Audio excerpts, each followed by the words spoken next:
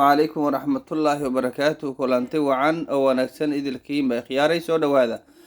وحان مانتا إني كشاكين دونا قصو آدي آد اللياب أوله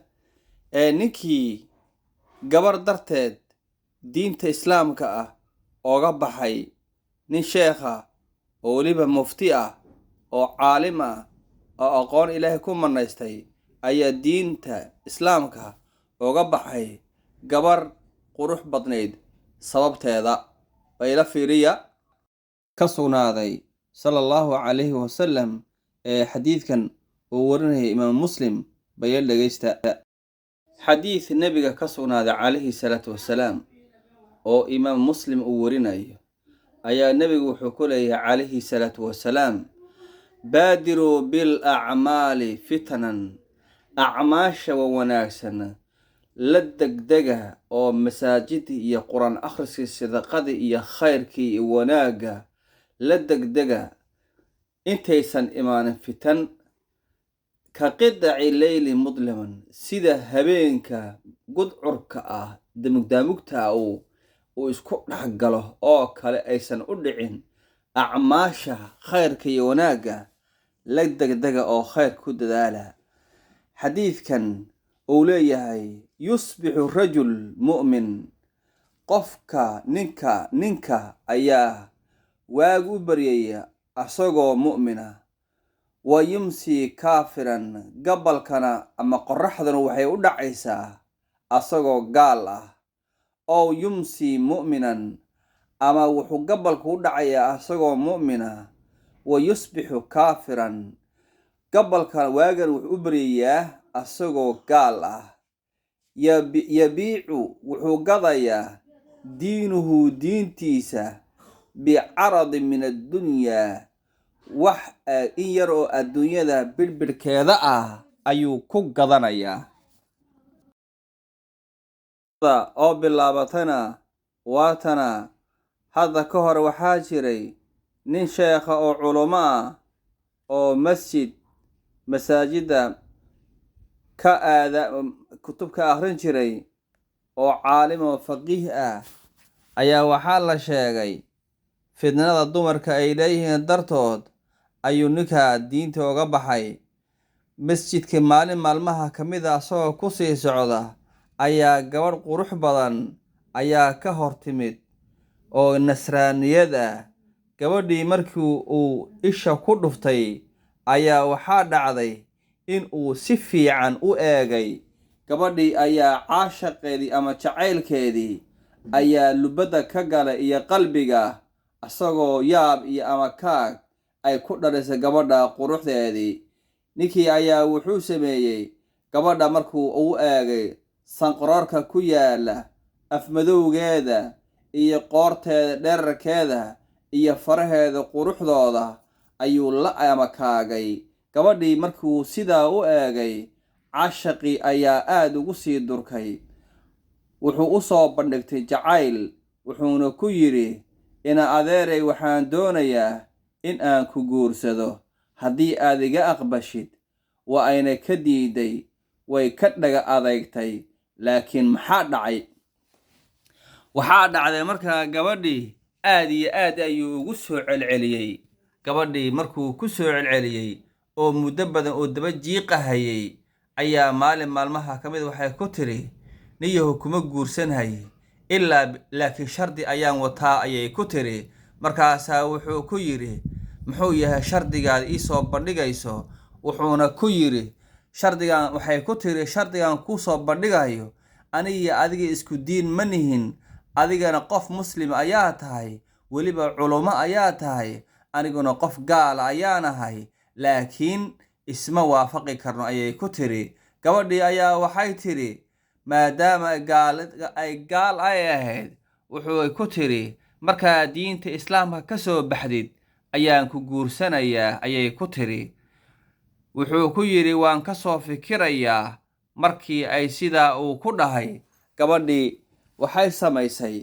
caayr ayay soo orodaye maalin maalmaha ka mid ah ayay haddana way kulmeen waxay ku tiri ballan baan kala qaadanaye ma diyaar baad u tahay inaad diinta islaamka ka baxdid markaasuu wuxuu yidhi waan ka baxayaa. waayahay ayay tidhi, guurkii ayaa way isguursadeen, arooskii ayaa dhacay iyo mashxaraddii ayaa dhacday. gabadhii markii la guursaday oo ninkii sheekhaha uu guursaday lana aqalgalay, habeenkii koowaad ee arooska ay galeen oo baashaalkii farxaddu iyo reynreynta arooseed ay socotay, ayaa waxay ku tiri, waayahay ma hadda diintii ka soo baxday? sidaas ayaa uu ku dhahay, haab ayuu ku yidhi. gabadhii riyo ayay seexatay, wayna riyootay, waxayna ku riyootay ayadoo naartii jahannama ku jirta ayay ku riyootay.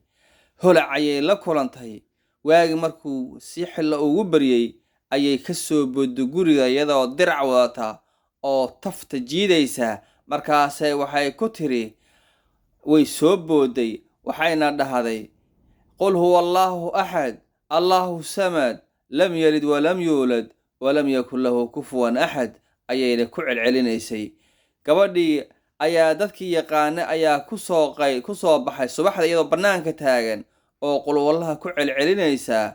markaasaa waxaa ku yidhaahdeen, miyaad islaantay oo diinta islaamka miyaad qaadatay? markaase waxay ku tiri ugu jawaabtay dadkii ku soo baxay ehelka ahaa, maya, diinta islaamka maana qaadanine. arrintaa ayaa dhacday. qisadii ayay uga warrantay, waxayna ku tiri, anoo naarta kusii dhacaya ayaan arkay bay tiri. hase yeeshee malaa'igtii naarta jahannamada gacanta ku haysay ayaa ila hadlay oo wuxuu igu yidhi, waxaad samaysaa, adigu ehlu janno ayaa tahay, laakiin waxaad ogaataa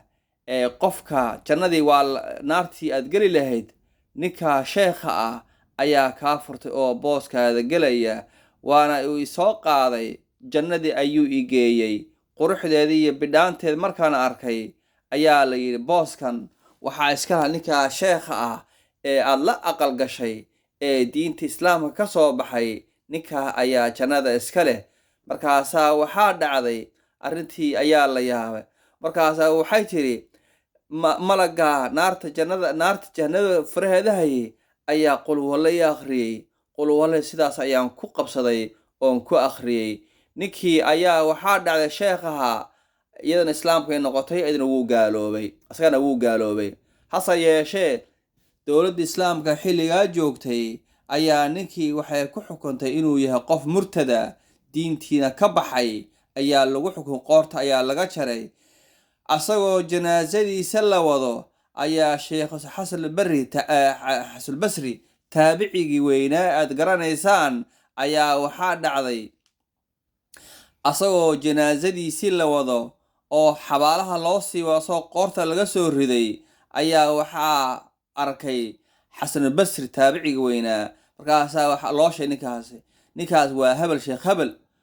sheekh xasanulbasri taabicigii wuxuu sameeyey, istaagga ayuu ka dhacay asagoo aad iyo aad uga murugaysan. ma ninkii hebel ayaa geeriyooday? markuu soo miirsaday ayaa looga sheekeeyey, waxaa lagu yidhi, ninkaani waa sidaasi, diinta ayuuna ka baxay, sidaana waa dowladda islaamka ayaa qoorta ka goysay, haddana sidaas ayaa u dambeysay. marka xadiidkii nabiga calayhi salaatu wasalaam aan hadda kasoo sheekaynaynay ayuu ninka ku dhacay. waxaadna ogaataa qof kastoo muslima inuu ka digtoonaado dumarka quruxdooda, waa wax lagu kasoomo oo diinta looga bixi karo ayay ka mid tahay. qisadiina intaa ayay ku ekeed. assalaamu calaykum waraxmatullahi wabarakaatu.